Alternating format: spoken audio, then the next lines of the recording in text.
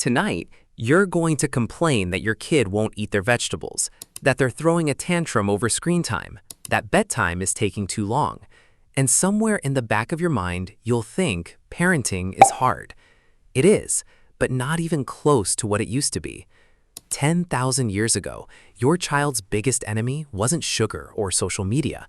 It was everything: the ground, the water, the dark, the cold, the creature that could smell your baby from across the valley and was already moving toward you before the sun went down. And you had no hospital, no medicine, no formula, no pediatrician, no phone to call anyone. Just you, a fire that might go out, and a baby that wouldn't stop crying. This is the story of how our ancestors raised children in a world that was actively trying to kill them, and why what they figured out is so unsettling it should change how you see everything about modern parenting. Let's start with the most brutal fact about human babies. They are, without question, the most helpless creatures born on this planet. A baby giraffe drops 6 feet to the ground at birth and is walking within hours. A wildebeest calf runs with the herd on its first day of life. Even a newborn chimpanzee, our closest relative, grips its mother's fur from the very first minute and holds on. A human baby can't hold up its own head. It can't walk for a year. It can't feed itself for years. It can't regulate its own body temperature. It can't survive a single night without another person keeping it alive. And 10,000 years ago, in a world with no walls between you and everything outside, that was a terrifying problem. But here's the thing. This helplessness isn't a mistake. It's a trade. The human brain is so large that if it finished developing before birth the way other primates do, it would never fit through the birth canal. So evolution made a deal. Human babies are born with brains that are only about 25% of their adult size. A chimpanzee is born at roughly 40%. That means 75% of your brain development happens outside the womb, while you are completely defenseless, while you are screaming, while you cannot run, fight, hide, or be quiet on command. In a world full of leopards, hyenas, lions, and snakes, that baby was not just vulnerable. That baby was a dinner bell. So the first problem wasn't feeding the baby. It wasn't keeping it warm. The first problem was keeping it alive through the night. 10,000 years ago, humans lived in small bands, usually 20 to 50 people, moving across the landscape following food.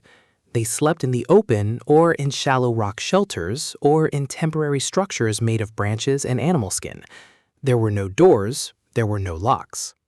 And predators were not rare. They were everywhere. Leopards are ambush hunters. They hunt at night. They are silent. They can smell a newborn infant, and they are patient. A baby left on the ground for even a few minutes in the African savanna was not taking a risk. It was being offered. This is why in every hunter-gatherer group ever studied by anthropologists, babies are never put down, never left alone, never placed on the ground. They are held, constantly, by someone, always. Researchers studying the Efe people of the Congo rainforest found that infants are held by an average of 14 different people during a single 8-hour stretch. The mother holds her own baby about 40% of the time. The remaining 60%, the child is in someone else's arms entirely. Older siblings, grandmothers, aunts, neighbors, women with no biological connection to the child at all. And it worked. Not just socially, biologically. When a human infant is picked up and pressed against a warm body, something specific happens inside it. Its heart rate drops. Its breathing stabilizes. It stops crying. Scientists call this the transport response.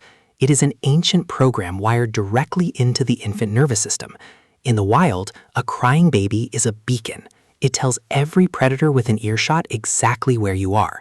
A baby that goes silent the moment it is lifted is a baby that doesn't get you both killed. Your baby still does this today. When you pick up a screaming newborn and hold it to your chest and it suddenly goes quiet, that's not just comfort. That is a survival reflex 300,000 years old, still running inside your child, telling it that it is being carried to safety and it needs to be quiet now. But keeping the baby alive through the night was only half the problem. The other half was feeding it. And this is where things get genuinely difficult to imagine. There was no formula, no bottles, no clean water safe enough for an infant to drink, no soft packaged food, nothing that came in a jar or a pouch or a box. There was breast milk, and there was whatever else a mother or grandmother could find, prepare, and get into that baby's mouth. Mothers breastfed for a minimum of 2 to 3 years. In most hunter-gatherer groups, 4 years was normal. This was not a philosophy, it was survival. Breast milk was the only sterile food a baby could safely receive. It carried antibodies and immune protection in a world where a simple infection could kill a child in 2 days. And breastfeeding did something else. It suppressed ovulation. A mother nursing constantly would not get pregnant again for years, because having 2 completely helpless infants at the same time in the Paleolithic was not just difficult, it was often a death sentence for both. When the baby was old enough to start eating solid food, there was no blender, no food processor, no way to make anything soft enough for an infant without teeth. What there was the mother's own mouth. She would chew meat or a root or a tuber until it was soft and broken down by her own saliva. Then she would transfer it, lip to lip, directly into the baby's mouth. This was not unusual. This was standard. Across cultures, across continents, across hundreds of thousands of years of human history, pre-mastication, feeding a baby from your own mouth, was one of the primary ways infants received solid food.